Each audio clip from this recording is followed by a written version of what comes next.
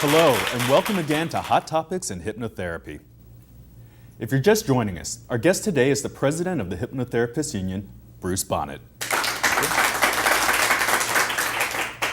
During the break, we actually got a couple of questions in from some of our other hypnotherapists here with us today, and we'd just like to kind of throw a couple of them at you and Sure. see what you have to say. Sure. All right.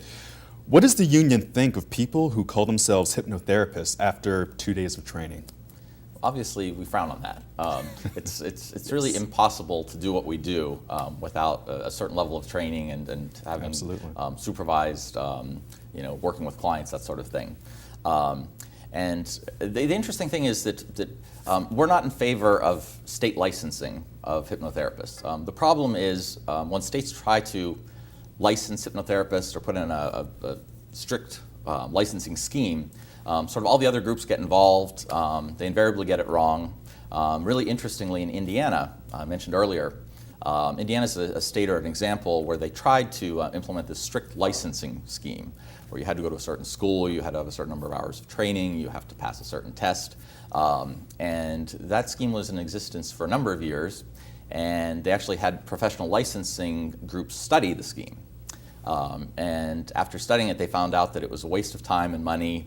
Really? And it just was onerous. It sort of just restricted the field. Okay. So what we're in favor of is voluntary certification, like groups like our union, which can give people certifications after a certain amount of training. And the great thing about our union is that we're affiliated with AFL-CIO, which most people know.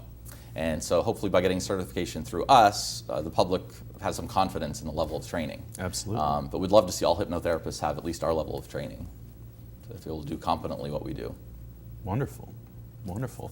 The next question is, what is the makeup of the union board? We have 11 board members, I believe, now. Okay. To be a board member, you have to have been a paying member of the union for a couple of years, I believe.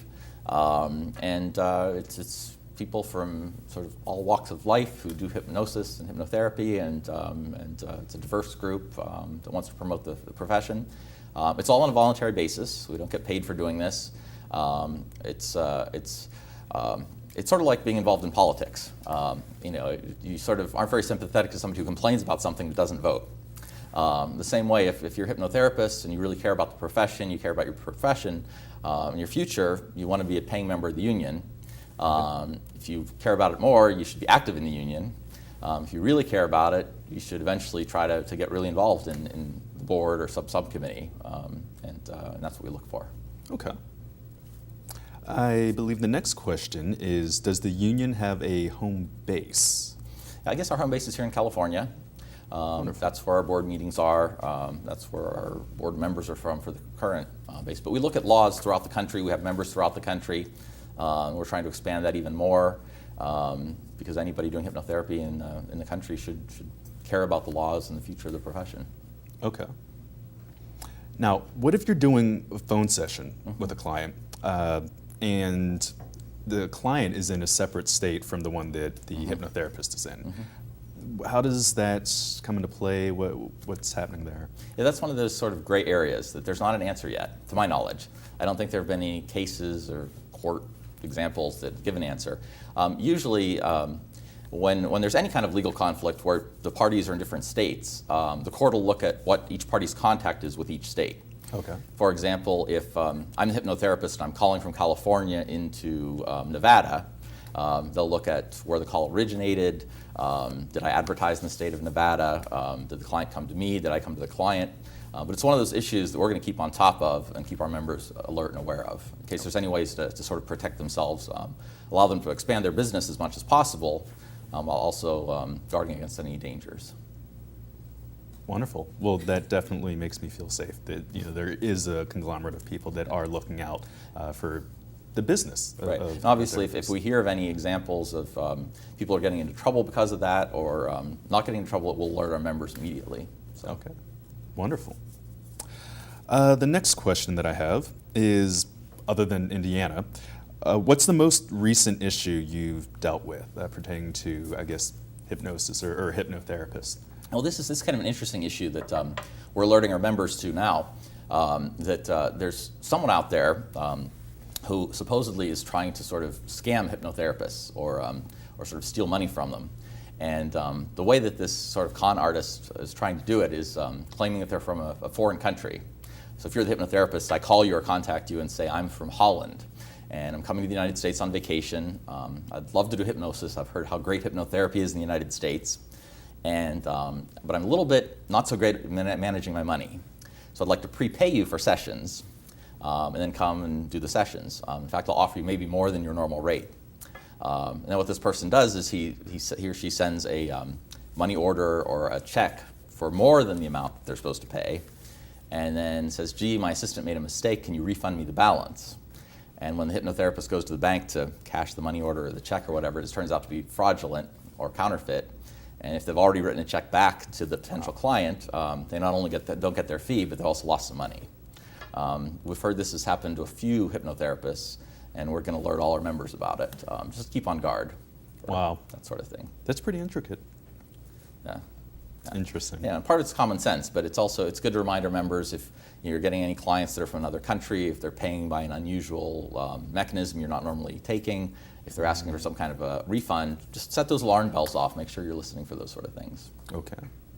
So Bruce, I was wondering, you've done a great job of kind of telling us about the union, what people can expect from it. Can you give us a little bit of history about it? Sure.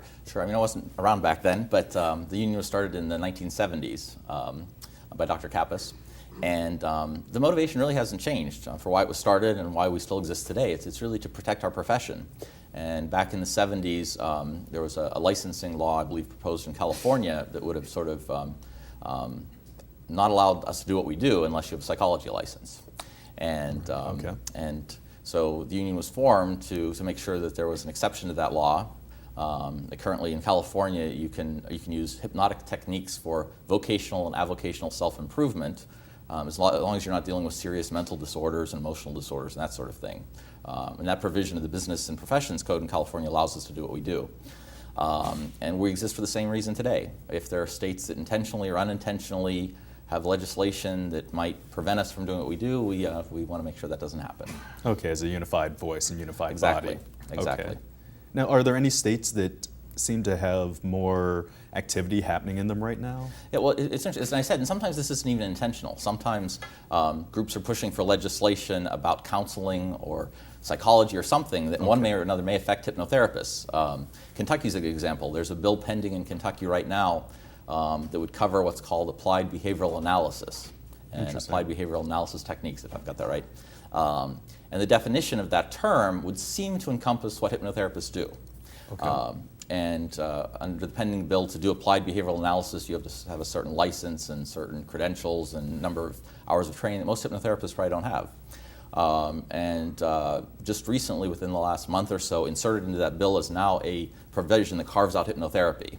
And it says applied behavioral analysis does not include, and they list a few things, and one of it is hypnotherapy. So even if that bill passes, which I don't know if it will or not, but even if it does, we'll still be allowed to do what we do in Kentucky. Okay, and that is in Kentucky. So Right.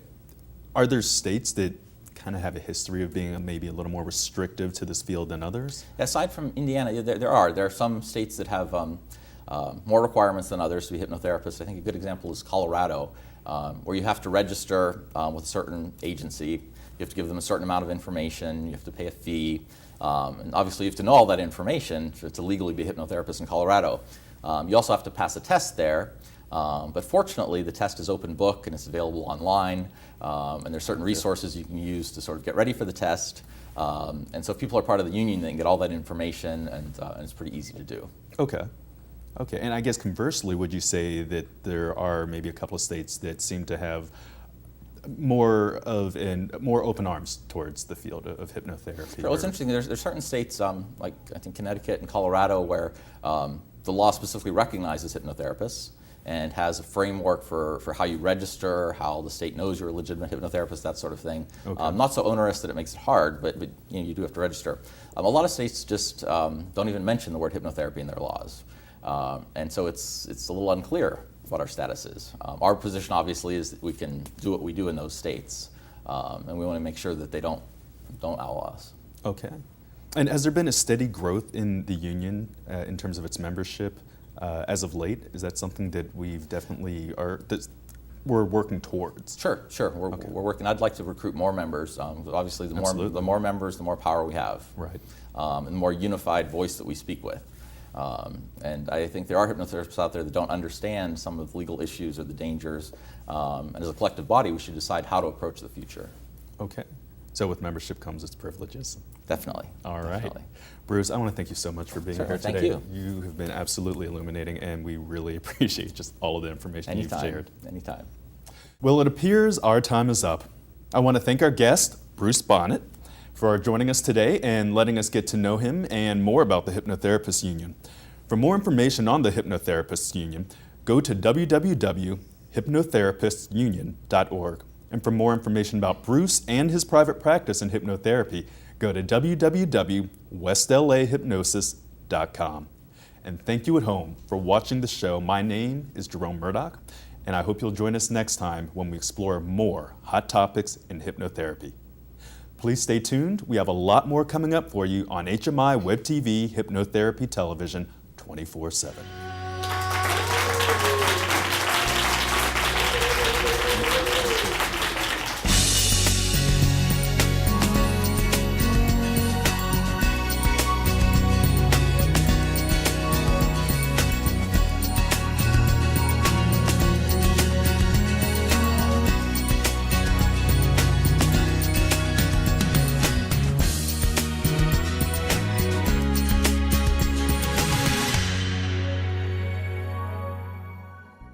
In from some of our other hypnotherapists here with us today, and we'd just like to kind of throw a couple of them at you and see what you have to say. Sure. All right.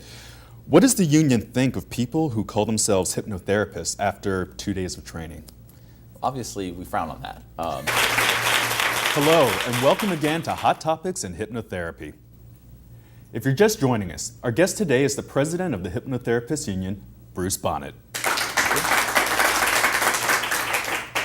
During the break, we actually got a couple of questions Of hypnotherapists. The problem is when states try to license hypnotherapists or put in a strict licensing scheme, sort of all the other groups get involved. They invariably get it wrong. Really interestingly, in Indiana, it's really impossible to do what we do without a certain level of training and having supervised, working with clients, that sort of thing. And the interesting thing is that we're not in favor of state licensing.